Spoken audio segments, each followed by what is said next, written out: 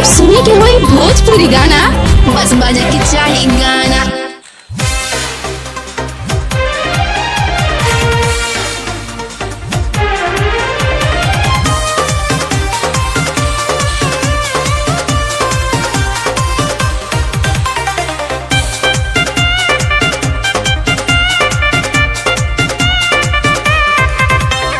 सजल बा माई के दुआरी, उमड़ल बा भीड़ बड़ी भारी। सजल बा माई के दुआरी, उमड़ल बा भीड़ बड़ी भारी। पर साल रह गईनी बहारा रे, गाँव के न देखनी दशहरा रे।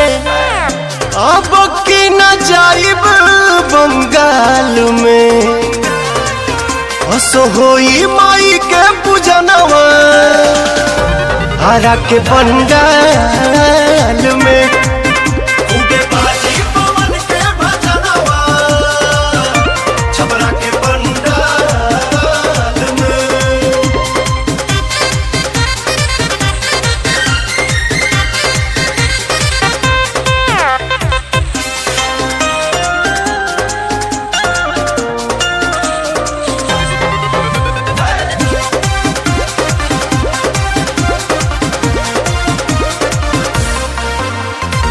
मंदिर में जाइब दिया जराइब, 9 दिन कुछो न खाइब।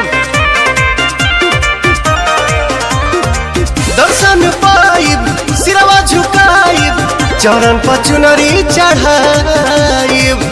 झोलुहा लगाइब निमिया डाल में, हंसो होई माई के पूजनवा आरा के पंडाल में। उगे बाजी पवन के भजनवा बलिया के पंडाल में।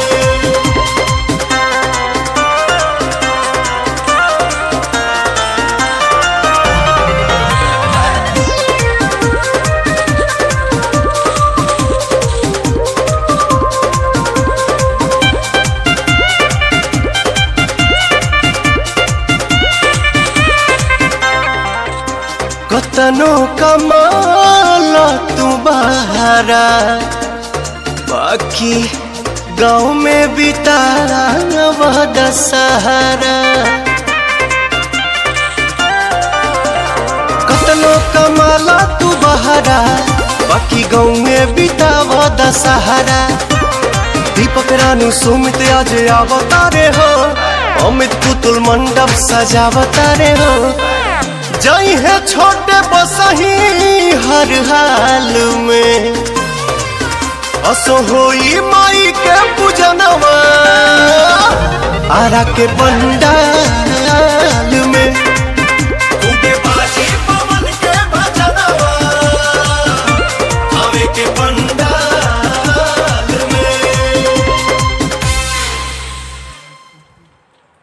अब की न जाइब बंगाल में, हंसो होई माई के पूजनवा हरा के पंडाल में।